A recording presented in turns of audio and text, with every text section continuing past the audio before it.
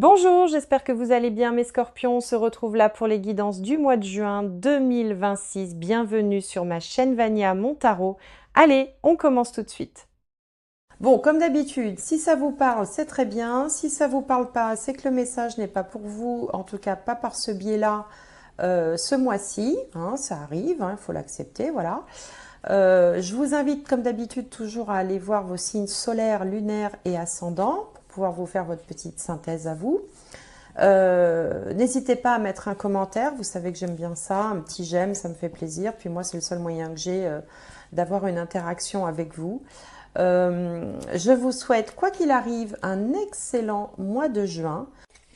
Alors, ce que je vais faire aussi, c'est que je vais tirer une maison. Ici, ce sont des cartes qui représentent les 12 maisons en astrologie. Et ça nous permettra de savoir un petit peu quel domaine risque d'être mis un peu en exergue pour vous. Alors, le domaine. Allez, on va tirer une carte. C'est la maison 7, les contrats, le conjoint, l'entourage. Alors la maison 7, d'une manière générale, c'est la maison des autres. C'est-à-dire que la maison 1, qu'on appelle aussi l'ascendant, c'est moi. Et en face, la maison qui lui fait face, c'est la maison 7. Alors qui parle de tout ce qui est relationnel, qui parle des autres en général, et de son autre avec un grand A en particulier, quand on est engagé dans une relation établie, donc le conjoint ou la conjointe. Bon, d'une manière générale, c'est l'entourage. Et c'est aussi une très bonne maison quand il s'agit de nouveaux contrats. Puisqu'en fait, il y a un lien qui se fait entre moi et l'autre, et donc ce lien peut se matérialiser par un contrat. Donc la maison 7 représente tout ça. Donc pour vous, ben voilà, vous verrez, vous adapterez suivant votre situation ce que ça peut signifier pour vous. Alors, je vais tirer une carte de cet oracle qui s'appelle la sagesse de l'oracle. Alors, la voilà. Régénération. Alors, je vous montre cette carte de plus près. Donc, on voit une espèce de volcan en fusion où on peut dire que tout a brûlé autour. Ça nous fait un petit peu penser aux incendies de cet été, pour ceux qui ont suivi l'actualité. Mais on voit qu'au sommet, là, il y a du vert, il y a donc de la végétation qui renaît. Et sur cette végétation, on a une magnifique branche qui prend forme, avec même une fleur, avec du bleu. On sent que la vie renaît. Donc, régénération, c'est sûrement le signe pour vous que si vous avez vécu, par exemple, des temps difficiles, eh bien là on voit qu'il y a des choses nouvelles qui émergent et qui ont l'air d'être plus belles, c'est-à-dire que là où on pensait que plus rien n'allait pouvoir pousser, eh bien on a une magnifique branche là qui arrive un peu de façon inattendue, comme par enchantement, avec la lumière aussi là qui vient baigner ces branches et ces petites feuilles qui poussent. Alors cette carte elle porte le numéro 46 qui en numérologie se réduit par le chiffre 1 et donc ça vient bien dans le sens de la régénération. Le 1 c'est le premier chiffre, bien sûr, c'est donc la nouveauté, le nouveau départ, la régénération. La régénération c'est quoi? C'est un petit peu après une sorte de mort, il y a une renaissance. Et donc, c'est aussi matérialisé par ce chiffre 1 qui symbolise vraiment une ère nouvelle, un changement, quelque chose en tout cas de positif qui vient prendre vie sur les cendres de ce volcan. Alors, on va tirer une carte. Alors, ce jeu, je l'avais déjà, je l'ai conservé. C'est le tarot des anges, je crois. Le magicien, vous voyez, c'est le premier arcane du tarot. C'est le numéro 1 qui s'appelle le magicien. Donc ça vient bien faire écho avec cette carte de la régénération. On vous dit, vous êtes prêts, vous avez les ressources ou la capacité de les manifester, la vie est magique. Alors, le magicien qui s'appelle également le battleur dans le tarot traditionnel, c'est généralement une énergie jeune. C'est quand on est débutant, c'est-à-dire que Typiquement, on vient de terminer par exemple ses études, hein, c'est-à-dire qu'on a appris, on a acquis toute la théorie, on a les connaissances, on a les bases. La seule chose maintenant qu'il faut faire, c'est mettre en pratique. Donc le magicien, c'est pour ça que c'est le numéro un aussi, c'est qu'il a toute sa vie à parcourir, hein, parce que le jeu de tarot, en fait, c'est un chemin initiatique, hein, d'un personnage, donc le magicien, et voilà, qui a toute sa vie à faire. Donc on vous dit que vous êtes prêt, que vous avez toutes les ressources, toutes les capacités, c'est ce que je viens de vous dire, vous avez les connaissances, la théorie, et maintenant il va falloir passer à la pratique, et en fait le champ des possibles est complètement ouvert devant vous. Donc là, entre la régénération et le magicien, on sent vraiment qu'il y a quelque chose, il y a une nouvelle atmosphère qui se dégage, hein, on change un peu on change d'ambiance, peut-être même qu'on va changer d'endroit. Peut-être que pour certains, on va avoir un contrat, hein, qui va permettre justement de matérialiser ça. Je pense notamment à tout ce qui est apprentissage pour les étudiants, ou un contrat, ou un nouveau travail, ou eh bien, une nouvelle vie aussi, puisque la maison 7 symbolise le conjoint, un engagement par exemple qui peut se produire, ou également peut-être un changement de lieu. Donc on va regarder maintenant avec mon bon vieux Béline. Alors, les énergies dans les domaines principaux. Donc là, on a l'ascendant qui a sauté. Et on va regarder, donc en face, la maison 7. Bon, là, il y a un peu trop de cartes. Alors, la maison 7. La maison 10 qui parle de carrière, de vie sociale. Et la maison 4 qui va traiter plus de la famille, le foyer et l'endroit où l'on habite. Alors, qu'est-ce qu'on a de beau? Est-ce que vous voyez bien? Oui, ça a l'air. Ici, on a la grâce, merveilleuse carte. En face, on a despotisme. En haut, on a la réussite, qui est très très bien placée, puisqu'elle est placée à l'endroit de la carrière notamment. Et en bas, on a la renommée. Donc on a ici, alors sur vous, vous avez la carte de la grâce, qui bien que ce soit une carte de Saturne, hein, vous devez commencer à le savoir maintenant, Saturne c'est une énergie, c'est une planète qui est un petit peu lourde, qui est un peu lente, qui apporte souvent des blocages, des ralentissements, des empêchements. Eh bien c'est la meilleure carte, c'est une des meilleures cartes du jeu de Béline, avec notamment la carte bleue, qui s'appelle la grâce. C'est un peu la main du destin qui vient vous sortir d'un mauvais pas au moment où on ne s'y attend plus. Hein, c'est-à-dire qu'au moment où on a perdu tout espoir, eh bien, il y a une opportunité, un coup de bol, quelqu'un qui va se manifester dans votre vie. Par exemple, vous avez été refusé dans toutes les écoles et puis au moment où vous dites bah, qu'est-ce que je vais faire, une école vous appelle pour vous dire qu'il y a eu un désistement, par exemple, et que vous seriez attendu et bienvenu. Hein, faut pas oublier qu'on part de la régénération, donc on est sûrement, on sort d'une période peut-être un peu délicate, un peu difficile, ou alors on a fait aussi un travail intérieur intense, et là on commence à en récolter les fruits, sans être forcément dans des difficultés concrètes et matérielles. Et parfois il y a des moments comme ça où on sent qu'on change de l'intérieur. Et là avec la grâce, là, c'est un peu la main comme ça du ciel, de l'univers qui vient vous chercher, qui vient vous proposer une solution ou une opportunité, quelque chose qui était inespéré. Alors en face, dans la maison 7, hein, la maison 7 donc, qui est un peu votre maison du mois, là, on a la carte de despotisme. Alors ça peut signifier plusieurs choses. Ça peut signifier que vous vous sentez un peu à l'étroit, par exemple dans la profession que vous exercez ou dans le travail dans lequel vous êtes, vous vous sentez peut-être un petit peu piégé. Vous voyez, ce personnage, il a les mains attachées, il est ficelé à un poteau. Pourtant, c'est une énergie martienne, hein, donc derrière, il y a du répondant. Hein, il aura envie de pouvoir faire comme il le souhaite, de faire avancer les choses comme il l'entend. Mais bon, il y a quand même des contraintes, il y a des choses comme ça qui empêchent. Hein, on se sent empêché, on se sent coincé, peut-être par les circonstances, peut-être par une force supérieure, peut-être par un chef de service, ou enfin peu importe, après il faut adapter. Il y a quelque chose comme ça qui vous coince. Ça peut être une première explication. Une autre explication, explication possible, c'est qu'on a un conjoint qui, lui, peut-être a du mal. Hein. C'est peut-être que vous allez bien, mais que le conjoint, conjoint, si vous êtes dans une vie commune établie, hein, justement, lui, il est peut-être dans ces énergies-là, pas savoir trop ce qu'il veut faire, ce qu'il peut faire, ou pas pouvoir faire comme il le souhaite. Donc là, il y a quelque chose qui va vraisemblablement falloir travailler. Et puis, au niveau de la carrière ou de la vie sociale ou des études, on a la belle carte de la réussite qui est merveilleusement bien placée, puisque c'est justement dans la maison 10 qu'on l'attend, hein, cette carte-là. Donc là, vous avez vraiment une opportunité. Alors peut-être que vous venez d'avoir votre diplôme, ou peut-être que vous avez reçu une bonne nouvelle par rapport à un contrat que vous attendiez, ou au fait d'être pris par exemple dans une école, ou de trouver un patron. Là je pense plutôt aux étudiants. C'est vrai qu'avec la rentrée je suis plutôt focalisée sur les jeunes.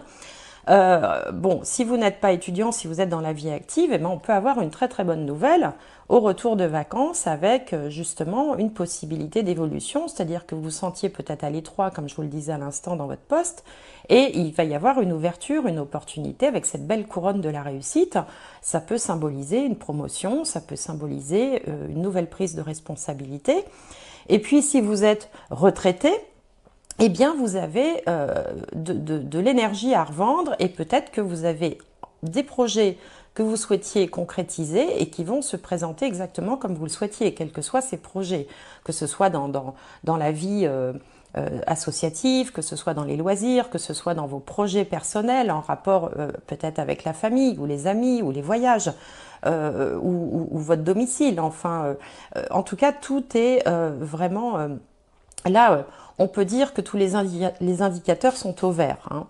Donc voilà, une très belle carte. Et puis au niveau de la maison 4, qui nous parle du foyer, la famille, la maison, on a une carte de la renommée. Donc on retrouve encore la couronne du succès, hein, vous voyez, elle est ici. Là, on a la couronne du succès qui fait écho justement au succès professionnel ou social, hein, suivant votre situation, et qui va...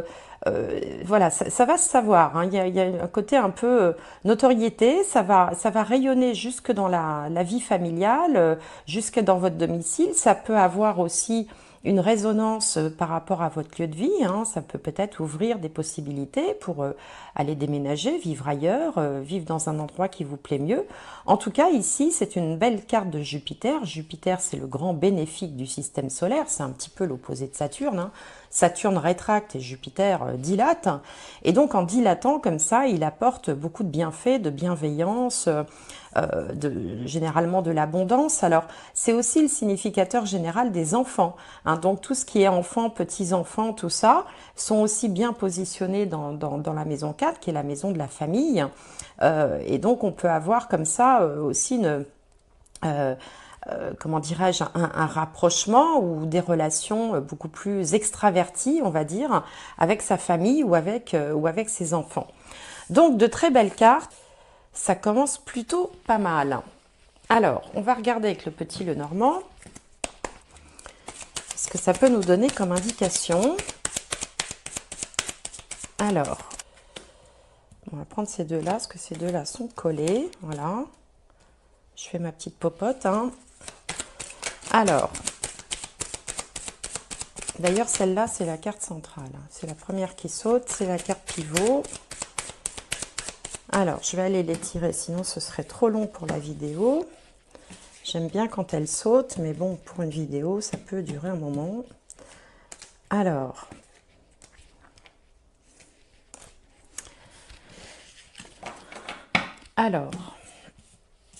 donc ici, en carte centrale, on a l'étoile. Waouh, merveilleux. L'étoile, c'est les espoirs, les rêves, l'imagination, l'intuition. C'est aussi une forme de spiritualité. Donc, ce qu'on peut dire, c'est que quelles que soient les combinaisons qu'on va pouvoir faire avec ce tirage, elles passeront toutes par la régénération, justement, hein. C'était le mot de départ, hein, la régénération, les espoirs, les vœux exaucés aussi, la chance. Alors ici on a une consultante, une énergie féminine. Alors si vous êtes une femme ça peut vous représenter, mais si vous êtes un homme ça peut aussi représenter l'humain du tirage, hein, comme j'ai pas de consultant en face. Alors on a l'anneau, la cigogne, l'ours, les souris, le jardin, le cercueil et le bateau. Bien. Alors ici, on a du bon, on a un petit peu du moins bon. Ce qu'on voit, c'est qu'on a une femme engagée, alors que ce soit engagée dans une relation maritale, une relation affective ou professionnelle qui a vraiment des envies de changement. On sent que là, vous avez des envies d'ailleurs, peut-être des envies de changer, de déménager, de voir du pays, de vous installer ailleurs, pourquoi pas. Là, on a vraiment des envies d'évasion. Il y a quelque chose qui est un petit peu pesant. Alors, soit ça peut être au niveau du partenaire de vie, où là, c'est comme si on sortait d'une déception et on commence un peu à perdre espoir dans cette relation. Cette relation a l'air de s'étioler un peu et du coup, ça donne des envies de changer, hein, voilà, d'aller voir ailleurs, de transformer quelque chose dans sa vie. Mais on voit également une personne ici qui a un grand réseau social. Alors ça peut être beaucoup d'amis, ça peut être beaucoup de relations, de connaissances. Et c'est par ces connaissances que le changement peut arriver. Alors, c'est peut-être pas quelque chose de définitif, ça peut être un moment de ras-le-bol euh, dans une relation particulière ou dans une relation contractuelle, c'est-à-dire qu'on peut aussi être en poste et en avoir marre de ce qu'on fait et attendre, espérer mieux. C'est un petit peu ce qui était annoncé là, et on voit d'ailleurs ici qu'on va avoir mieux. Hein. Mais là, ce premier tirage, généralement, il plante un petit peu le décor, hein. Il donne un peu des indications du présent.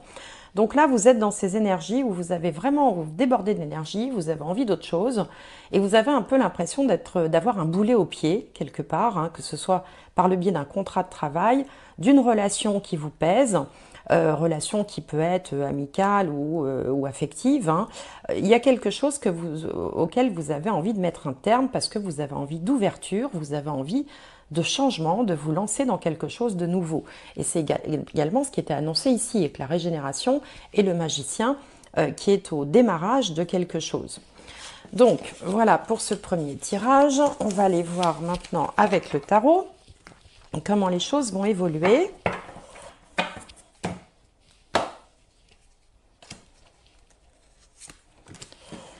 Alors, le page d'épée, vous voyez encore une personne jeune, hein, parce que le page, c'est presque un enfant, hein, c'est un très très jeune adulte, qui a une idée brillante, hein, qui brandit fièrement son épée. Regardez sa posture, il a envie d'aller de l'avant. Hein. Donc là, on retrouve encore le magicien, on retrouve vraiment cette envie de vouloir avancer. En face, et ben voilà, on a le pendu. Alors le pendu, c'est exactement, enfin pour moi en tout cas dans mon interprétation, le pendu, il fait vraiment écho à celui-là. Regardez, celui-là, il est ficelé, il a les bras, il est attaché à un poteau, il a les bras menottés.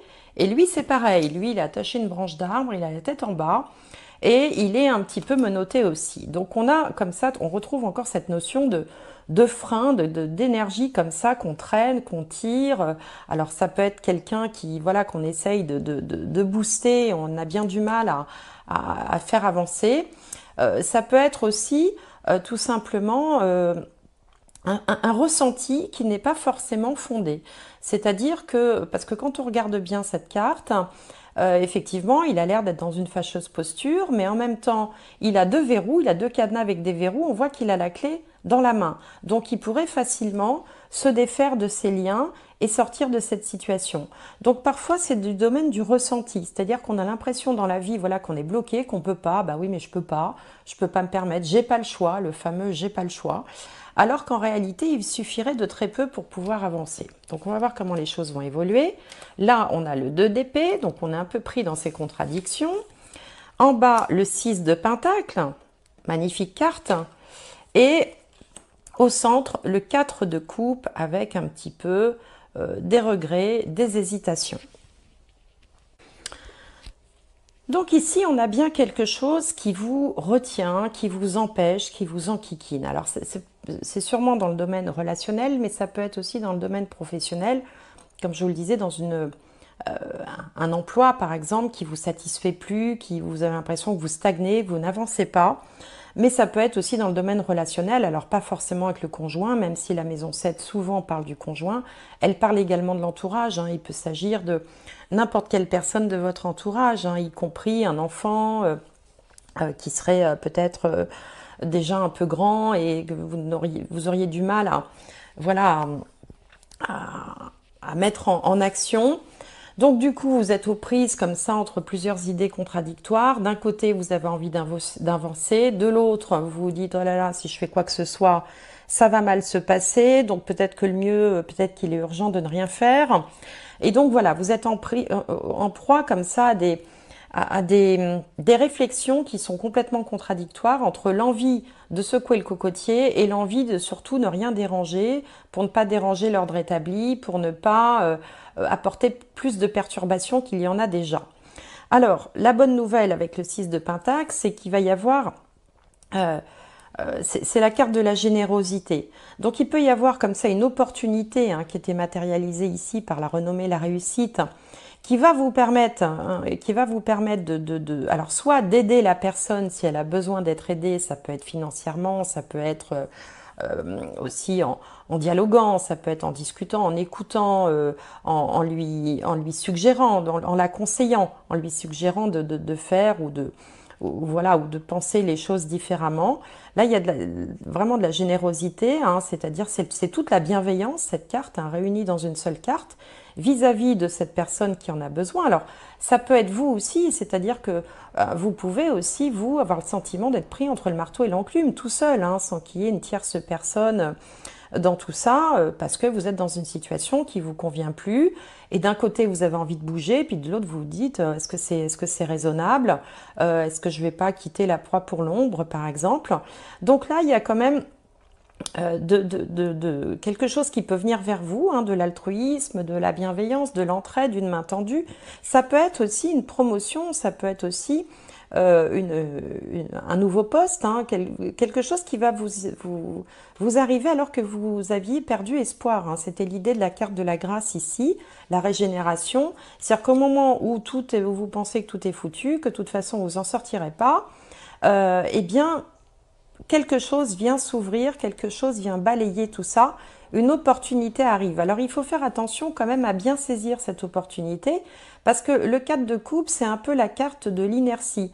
C'est-à-dire que vous voyez, là il y a un personnage qui arrive avec une coupe sur un plateau, et puis l'autre, là il a la tête dans les mains, il voit même pas que le jeune arrive pour lui proposer ça, il se prend la tête, donc il va falloir très certainement aussi être capable de repérer cette opportunité, d'avoir, comme je dis, les chakras ouverts pour pouvoir repérer aussi ce qui s'offre à vous, pas rester comme ça dans cet enfermement, les yeux fermés. Vous voyez, lui il a la tête basse, lui il a les yeux fermés. Il faut vraiment ouvrir les yeux. Et lui, il a les yeux bandés, donc ils ont tous les yeux fermés finalement là. Donc il faut ouvrir les yeux pour justement savoir saisir cette opportunité qui va pas manquer de se réussir et qui peut être une magnifique opportunité, parce que ici, là, ce qui est annoncé, c'est vraiment quelque chose de positif et qui est transformant, qui va vous permettre vraiment de passer un cap et de démarrer une nouvelle étape avec la régénération et le magicien, et puis éventuellement la maison 7 qui peut parler aussi d'un nouveau contrat. Donc un nouveau contrat, ça peut prendre la forme d'un stage, d'un emploi, d'être accepté dans une école, de trouver, d'avoir une promotion où on vous confie quelque chose. Donc si vous êtes retraité par exemple, vous retrouvez, on vous propose de prendre des responsabilités dans une association ou de démarrer quelque chose de nouveau. Encore faut-il ouvrir les yeux. Ça, je crois que c'est le message à retenir pour ne pas manquer cette opportunité. Donc, voilà pour ce tirage-là. Alors, on va regarder quand même un petit coup du côté de la triade, voir ce qui se trame au niveau spirituel. Pour moi, ce jeu est beaucoup plus spirituel que les autres. Enfin, plus spirituel. Ouh, l'amour qui a sauté. C'est un petit peu pour moi le chemin de vie, si on devait voir ce qui arrive ou ce qui doit arriver. J'aime bien voir ça avec la triade. Donc là, on a l'épreuve et là, on a les doutes. L'adversaire et la sagesse. Donc, souvent, quand on a l'adversaire comme ça, en fait, on voit que vous êtes plein d'hésitation. Vous avez vraiment de la bienveillance, vous avez envie de passer à autre chose. Vous êtes plein de doutes. En fait, vous êtes en train c'est comme si l'univers vous demandait de traverser une épreuve. On a la carte de l'épreuve ici, comme si l'univers vous disait, ben tiens, on va te mettre un caillou là sur ton chemin, on va voir comment tu t'en sors. Donc là, il y a comme un petit challenge à relever. Faire attention à ne pas devenir votre propre adversaire, hein, parce que c'est un petit peu ce que je voyais dans le tirage précédent, ne pas rester dans l'inertie, plutôt écouter la petite voix qui vous dit d'avancer que celle qui vous dit de ne pas bouger, puisque je vous disais que vous étiez dans des contradictions comme ça, parce que justement, ce qui est au-dessus de vous, là, donc c'est la carte de la sagesse, ça vous promet une amélioration, puisqu'on a la pyramide, et dans tous les jeux de cartes, enfin dans tous les symboles, la pyramide, c'est l'élévation spirituelle, l'élévation professionnelle, l'élévation matérielle, l'élévation... toutes les élévations possibles, c'est une amélioration. La pyramide, c'est vraiment un symbole très très fort. Et puis, on a ici les yeux aussi de la clairvoyance qui vous disent également d'écouter votre voix intérieure, c'est-à-dire que la réponse est en vous. Donc il faut faire taire l'ego, l'adversaire c'est l'ego, suivre suivre la voix du cœur, hein, puisque bon, cette carte s'appelle l'amour, mais c'est quand même un énorme cœur, surmonté d'ailleurs d'une croix et d'une pyramide, hein, qui fait écho à cette pyramide-là. Donc là, en fait, le challenge va être de surmonter l'épreuve, de surmonter ses doutes. C'est un peu une lutte contre vous-même, en faisant taire l'ego et en suivant vraiment ce que vous dit votre cœur, ce que vous dit votre petite voix intérieure, parce que là se trouve le bon chemin. Et en fait, c'est comme si l'univers vous observait, comme si vous étiez dans un jeu vous voyez, où il faut surmonter des obstacles, et que l'univers se demande si vous allez y arriver, parce qu'il y a un petit challenge pour vous, mais que vous êtes tout à fait en capacité de surmonter, puisque vous êtes en période de régénération, donc de transformation. Donc voilà ce que me dit ce jeu. Alors ici, je vais prendre un message. Alors je ne fais pas de tirage sentimental à proprement parler. Mais là, on va parler du relationnel d'une manière générale. Alors relationnel, alors après vous verrez comment ça vous parle. S'il s'agit d'un conjoint, d'un amoureux, d'une amoureuse, d'un ami, d'un enfant, de quelqu'un de la famille. Mais en fait, ce jeu s'appelle, il s'appelle les cartes miroirs. Et en fait, il est là pour donner des indications sur votre propre comportement. En ce moment, bien sûr, hein, c'est pas définitif, hein, les énergies sont celles dont on parle au moment où on en parle, bien sûr. Un conseil peut-être pour une évolution possible. Alors, ici, donc une carte à sauter, c'est la carte de la communication. Donc, bien sûr, il va être question de communication. Alors, c'est amusant de voir qu'elle porte le chiffre 9, et le 9, c'est le dernier chiffre du cycle. Hein, donc, on sent bien qu'il y a quand même un cap là qui est en train d'être franchi. Et donc, ici, il est question de communication. Alors, je vais vous lire tout simplement hein, le petit message du livret, qui a une approche assez psychologique. Hein. Donc on vous dit, rares sont les relations qui ne bénéficieraient pas d'un peu plus de communication et d'un peu moins d'interprétation. Et oui, souvent dans les couples, dans les relations, on s'imagine que l'autre pense et on communique pas assez, ou on s'imagine que l'autre sait ce qu'on pense. Et souvent les deux se fourvoient. Alors, la communication est au cœur de la relation. C'est en partageant de nous-mêmes que nous établissons véritablement une connexion avec l'autre. Et là, on retrouve bien hein, le despotisme. Hein. Là, on voit bien que, on sent bien qu'il n'y a pas de communication. Hein. Il regarde ses pieds, il est renfermé comme ça sur lui-même, comme une huître. Donc, pour pouvoir faire évoluer cette situation, à un moment donné, il va falloir aller lui parler à ce personnage. Vous semblez cacher quelque chose à votre partenaire. En ne partageant pas, vous portez un masque qui a érigé une barrière entre vous. C'est le temps de communiquer encore, de communiquer toujours. Dites ce que vous taisez, dites pourquoi vous le taisiez, et puis dites comment vous vous sentez en le disant. Les mots sont des moyens de communication. Ils élèvent des ponts qui nous relient aux gens que nous aimons. Dans une relation, l'intimité véritable se fonde sur la communication honnête. Nous devons mutuellement savoir ce que vit l'autre. C'est la seule manière de prévenir l'incompréhension et l'interprétation fantaisiste. Prenez garde de cacher vos pensées et vos sentiments. Il peut être très destructeur de le faire, tout comme il peut être très destructeur de s'attendre à ce que le partenaire devine par télépathie ce qui se passe. D'où l'intérêt de communiquer. Ce sont là deux types d'évitement, deux manières de ne pas perturber la relation en s'accrochant à une sécurité illusoire. Mais la vie n'est pas rassurante et il faut parfois perturber la relation. En disant la vérité, vous courez un risque, celui de voir votre partenaire remettre en question ce que vous dites ou le rejeter. Il vaut mieux pour vous d'accepter le fait que vous n'avez pas de contrôle sur la réaction de votre partenaire ni sur la situation. Soyez conscient de ce qu'il faut dire et gardez le contact avec ses sentiments pendant que vous vous exprimez. Ce que vous dites doit venir du cœur, pas de la tête. Dites l'indicible et affrontez l'inconnu.